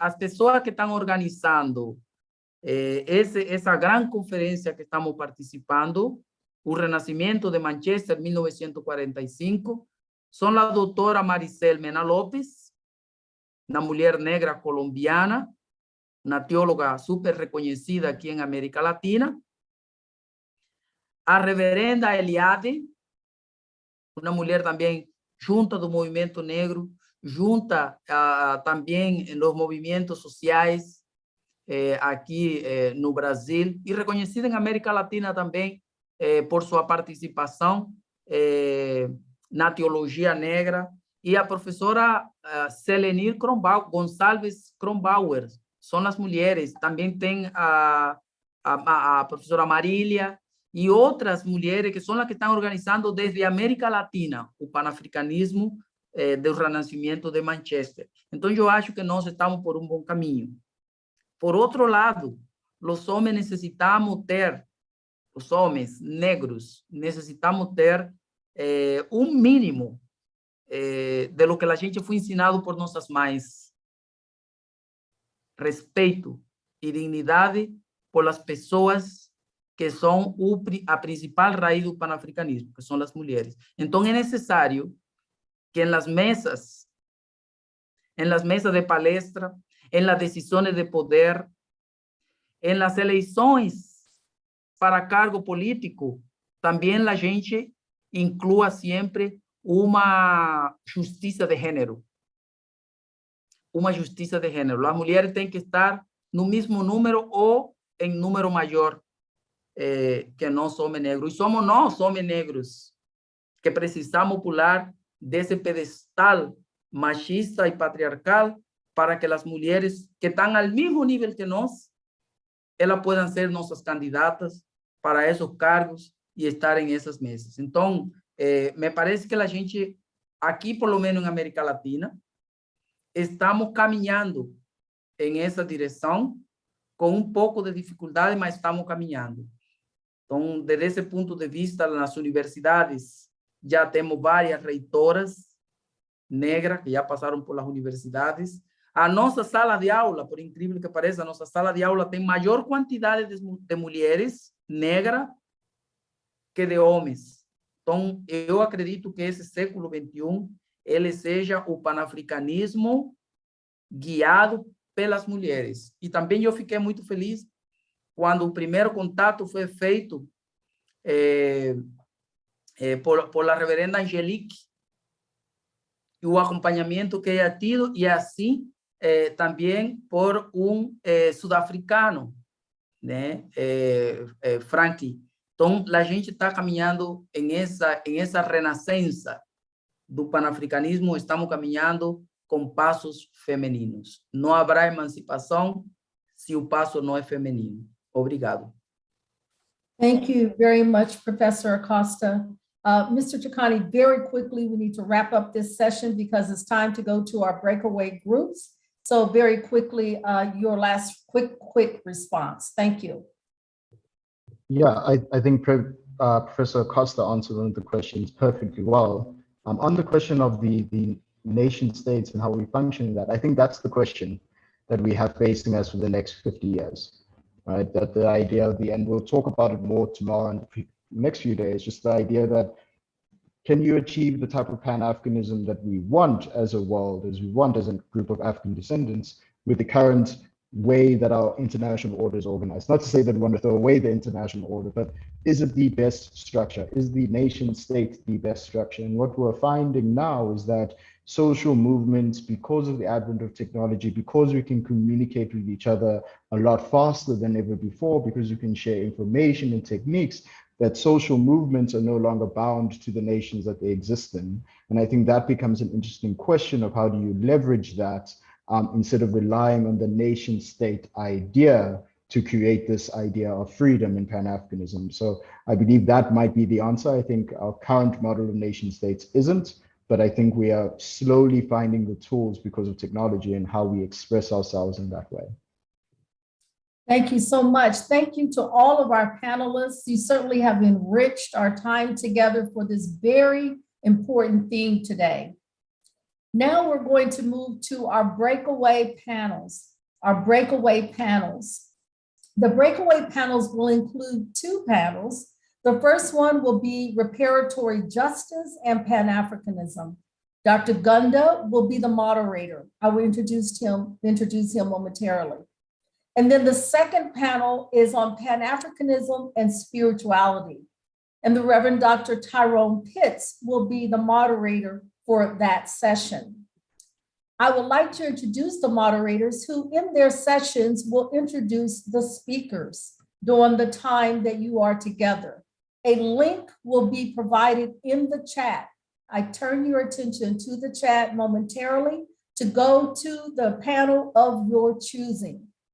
Very importantly, we will come back to the plenary after the panels. The panels will go for 45 minutes. When you return, we will have a special intervention from Congresswoman Sheila Jackson Lee, who works at the U.S. House of Representatives in Washington, D.C., around the House Bill 40, H.R. 40, which is addressing reparatory justice and reparations in the U.S. context, which is a part of our global conversations that we've been having on this day. So please, when it is time, you will be signaled, but please watch time. We're looking to the moderators to do so, to end your time in 45 minutes to come back to hear Congresswoman Sheila Jackson Lee. Moreover, in your sessions, notes will be taken. The moderator will ask you if there is a volunteer who'd be willing to be a rapporteur who could take the notes and put them in the chat when we come back to the plenary session when we conclude our time together. Now it is my joy to introduce to you your moderators for the sessions. The Reverend Dr. Tyrone Pitts is the former General Secretary of the Progressive National Baptist Convention, one of the historic Black churches in the United States. He is currently their ecumenical representative, and he brings global, national, and local ecumenical, interfaith, and ecclesial experiences to his profile. He is a strong advocate for Palestinian rights as well as human rights in general. He is a member of the Central Committee of the World Council of Churches. He is also a member of the International Committee of AAD and has been on this journey since its inception. He also was the program executive for the National Council of Churches of Christ. Now I'd like to introduce our second moderator who will come to you. We are glad to welcome Dr. Masiwa Wagis Gunda. He holds a Doctor of Philosophy in Intercultural Applied Biblical Studies from the University of Bayreuth, Germany. He is a Zimbabwean citizen and an Alexander Van Humboldt Foundation Fellow. Dr. Masiwa is recently has become the program executive for overcoming racism, racial discrimination, and xenophobia at the World Council of Churches. And it was in that role that he helped to coordinate the pre-conference on reparatory justice and racism. He has consulted for international organizations on a wide range of issues concerning sexual minorities, gender equality and equity, gender-based violence, comprehensive sexuality education, and sexual and reproductive health and rights, with a bias towards the inclusion of faith leaders in responding to these contemporary challenges. Dr. Masiwa has published 3 monographs and over 40 journal articles and book chapters, and is a founding co-editor of Bible in Africa Studies series published by the University of Romberg Press, Germany. I'm sure you join me in welcoming these 2 distinguished moderators who will lead you through the panel discussions. I now would like to turn it over to our tech team to give us instructions of how to reach our breakaway panels, remembering that in 45 minutes, we will come back together in plenary. Please, over to you, Mr. Chikani. Thank you so much. Thank you so much. One of the chats has just been put in. So the breakaway room links have just been put into the chat. If you follow those, the first one is on Pan-Africanism and spirituality. And then the next one is on reparatory justice and Pan-Africanism. You can find those links there. If you click on it, you'll enter into those rooms. If for whatever reason you do get lost on the way there, I would suggest that you go back onto the website, into the auditorium, and you'll also find the links for the breakaway rooms over there as well. Thank you so much, Mr. Chakani. Let us go to our breakaway rooms. Mr. Chakani, I'm going to stay on for just a moment.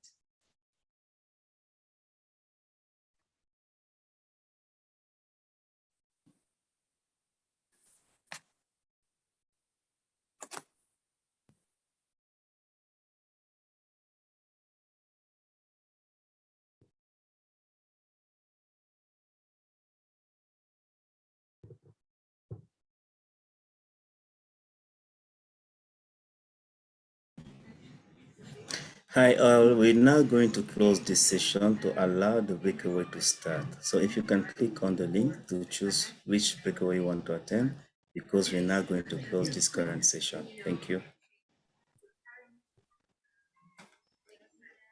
Everyone, please go to your breakaway groups. Yeah, Angelique, are you there? Yes, I'm here for the moment. We're just getting ready to close though. Okay, I just went to my breakaway group, which was another window. So that's what I was supposed to do, right? That is correct. Okay, we'll see if right. Thank you. You're welcome and thank you.